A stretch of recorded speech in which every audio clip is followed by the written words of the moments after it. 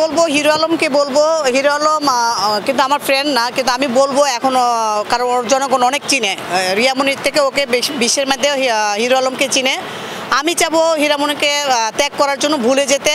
ওর মধ্যে কি আছে আমি এটা নিজেও বুঝি না, মানে রিয়ামনির মধ্যে কি আছে, কি ভালোবাসা, তোমার সাথে তো আরও মেয়েরা আছে, সেই মেয়েদের কাছে যাও, রিয়ামনির কাছে কি আছে ভাই? কেন তোমরা মানে আমি আলমরে বলবো এই জন্য ওকে তালাক দিয়ে দাও, তালাক দিয়ে দেন, তুমি নতুন সংসার করো, নাহলে নতুন আরেকটা মানে কার্যক্রম করো এটার জন্য। কিন্তু রিয়ামনির মধ্যে কিছুই নাই। রিয়ামনির মধ্যে কি আছে? তুমি কি পাইছো রিয়ামনি? তুমি আত্মহত্যা করতে চাও? তুমি কি মানে আসক্ত হয়ে গেছো রিয়ামনির প্রতি? ওই বেটা 10 লাংড়ে থাকে মহিলা, রিয়ামনি হোটেলে যাচ্ছে, ব্যাডে যাচ্ছে, তার বাসার লোক নিয়ে ঘুমাচ্ছে, ফ্যামিলি জানে, ভাই বোন জানে, তারপর তো মানে ওর জন্য তুমি আত্মহত্যা করবে? এটা একটা বুকামি না? এটা একটা বুকামি ছাড়া তার কিছুই না। আমি বলবো হিরামনি এটা বুকামি করছে। এত বুদ্ধিমানে কাজ করে, এত ছোট একটা লোক হয়ে সবসময় মানুষে বলতে হিরো আলম কীভাবে আগায়। তা আমার কথা হলো রিয়ামনির জন্য জীবনটা মানে এখন তোমার বরবাদ হয়ে যাবে আর শেষ হয়ে যাবে। এটা ছাড়তে হবে, বাট রিয়ামনিকে ভুলে যেতে হবে আমি মনে করি। এটা আসলে না, মুসলিম সমাজ আমরা তো আসলে পরিবেশটা মানে ধ্বংসের পথে চলে গেছি, তো আমরা আসলে কিয়ামতের লাইনে চলে গেছি। এটা আসলে ওরা বিয়ে করবে, ছাড়বে, আবার 3 মাস পরে তালাক দিয়ে আবার বিয়ে করবে, এগুলো একটা ফাইজলামি। আসলে মানে আমি কি বলবো, বাংলাদেশটা আসলে নষ্ট হয়ে যাচ্ছে।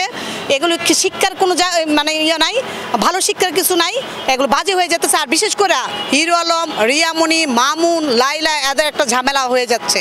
তারপর আবার দেন আরেকটা মেয়ে কি প্যাচেলা, এগুলো নিয়ে একটু বেশিরভাগ একটু ভাইরাল চলছে এগুলো ঝামেলা। ওদেরকে পাগল হয়ে গেছে মনে সম্ভবত, এই জন্য দেন রিয়ামনি ছাড়া বাঁচবে না, আত্মহত্যা করবে। সে বিষ খাইছে। আমি বলবো ওকে কি দেখে যে মানে কালীকে কি দেখে পাগল হয়েছে? এত তো ওর আগের বউ খুবই সুন্দর ছিল নুসরাত। আমার কথা হলো এখন কেন যে ওরা মানে আলম ওর প্রতি কেন এত ইন্টারেস্ট আমি বুঝি না। ওর প্রতি ভাই ছেড়ে দে, তুই আরো মেয়ে পাবি তো ভাই। তুই টাকা ঢাললে, পুরুষের টাকা ঢাললে তো মেয়ে সুন্দর সুন্দর মেয়েরা আসে, তুই আরো ভালো দেখ। আমার তো মনে হয় না তুই লুজ হয়ে গেছিস দেখে আলমরে বলবো তুমি লুজ হয়ে গেছো দেখে এই জন্য রিয়ামনির পিছিয়ে পড়ে থাকো, আত্মহত্যা করতে চাও। সে তো রিয়ামনি তো অপরাধ, উনি তো রিয়ামনি তো অপরাধ, আমাদের সমাজটা নষ্ট করে ফেলছে। সে ভয় পাচ্ছে না, মানে কক্সবাজার গিয়ে তো সে ভাইরাল হওয়ার পরও সে মানে কন্টেন্ট রান্না বান্না করে, পেজে দেয়, ভালোবাসার কন্টেন্ট দেয়, আবার বলে ডিএনএ টেস্ট করবে। আবার বলতেছে মানে হিরো আলম বলছে দেন তুমি ডিএনএ টেস্ট করার জন্য, কিন্তু সে করতে চাচ্ছে না, ভয় পাচ্ছে। তো এটা বোঝা যায় না সে কত মানে লাঙ্গের কাছে ধরা দিছে, কত লাঙ্গের কাছে সে ধরা আছে।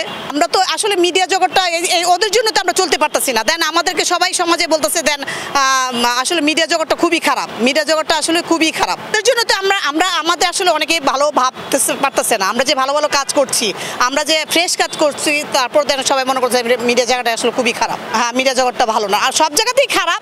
আমি মনে করি প্রত্যেকটা জায়গা, প্রত্যেকটা ডিপার্টমেন্ট জায়গা, সবটি জায়গাতেই খারাপ। কিন্তু দেন মিডিয়া জগৎটা একটু বেশি বলে খারাপ। যেমন বলো না ঘাওড়া মাছে গু খায়, মানে মিডিয়া জগতে গু খায়, কিন্তু সবাই সাধু বাবা মনে করে। ও জামাই লাগে কেন? হ্যাঁ, এত জামাই, রিয়ামনি এত কি জামাই লাগে কেন ওর? আমি ওর ভাষা কি বলবো, আমার তো জিদ উঠে, আমার তো রাগ উঠে ভাই, উল্টাপাল্টা কথা বয়ে যায় সে পড়ে। ওর মনে হয় বেশি মানে কি বলবো, মানে পিলপিলি আছে বা কুচকুচি আছে, এই জন্য দেন ওর রিয়ামনির মনে ভাল লাগে, একটার পর একটা ছেলে ধরে, এরকম অবস্থা। ওর দেখতেই তো শয়তানের মতো লাগে, মানে কালো, ওর তো মানে হাতেই তো মেকআপ করে লাগে। ওরে কি দেখে আলম এত মানে পছন্দ, মরে যা বা ঘুমের পরে ওষুধ খায় হসপিটালে যা, এটা তো মানে আমি বিলিভই করতে পারি না। আমার কথা হলো তোর ওয়াইফ হোটেলে ছিল, বাসা কট খেয়েছে, সেখানে কেন আমি তাকে ছাড়া বাঁচবো না? ওর ভিতরে কি পাইছস তুই ভাই? কি পাইছস? কি আছে ভাই?